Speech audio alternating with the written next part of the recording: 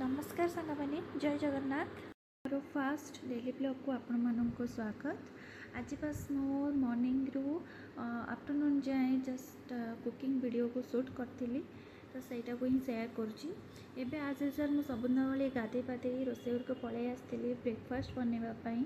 तो ब्रेकफास्ट में मुझे ओट्स बनौली मसला ओट्स। तो बाहर तो आजिकल मसला ओट्स पैकेट भी मिल जाऊँगी तो ताको आराम से पानी पकई गोल खाईदे पार किंतु मत सेटा टिके हेल्दी लगे तो मु घरे ही ओट्स मसला ओट्स बनाए।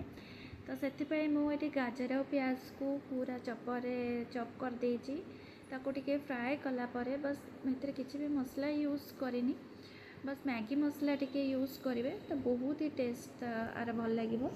ओट्स को फास्ट टिके भाजी देते भाजिकी नॉर्मल उषुम करदे उषुम करके पकईकी गोलैदेवे ओट्सटा पूरा सीझीगला देखो रेडी हो आम मसला ओट्स मजेदार ओट्स बहुत ही टेस्टी लगे एमती खाइले।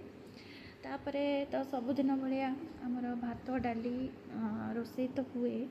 आज मु बनौली शिंब आलू बैगण बड़ी सब पकईकी पूरा देसी स्टाइल गोटे बेसर तो भाविली यहाँ टे सेयार करी बोली आपण मान सहित।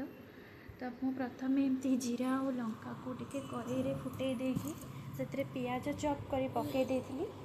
तापर बेसर रे मु जमती नॉर्मल बेसर जमती तैयारी हुए से सोरिष जीरा अदा रसुण टिके सब बाटी देती सहित मु धनिया पत्र भी टिके बाटी बाटी पकईकी टिके कषिदेला तापर से मु भाजिकी रखी शिंब आलू ताको पकईदेली शिंब आलू पकईकी टिके पानी दे देकी ताको टिके फुटाइया छाड़देवे।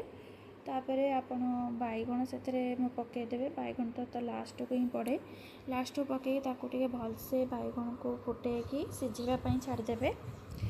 तो बैगण सीझीगला तापर आपण बड़ी पकेबे आउ एथरे मु भी देसी स्टाइल करना तो से आंबुल भी एथरे मु लास्ट को पकई टिके देखो ये बैगण आलू शिंब सबू भल भाव सीझी एमती भी मुझे शिंब आलू को आगुरी टे भाजी देती अधा कुकई होता से तापर पूरा कुकई होगला बढ़िया भाव सब जिन सीझी जाइए माने एथरे किसी भी अलग मसला भी यूज में मु करेनी बस हल्दी टिके लुण टिके ही पकई पूरा देसी स्टाइल आउ हेल्दी भी। तापर देखो ये बड़ी पकई देकी तापर आपको आउ किसी समय बस फुटाइया छाड़े मुझे एकाथरे भी आंबुल जो ये सोक करके रखी किसी समय पूर्व हाफ एन आवर हम रखी सोक करके तो आंबुल को भी ये पकई देती पकईकी आपको घोड़े देवे आंबुलटा को टिके सीझापी छाड़देवे।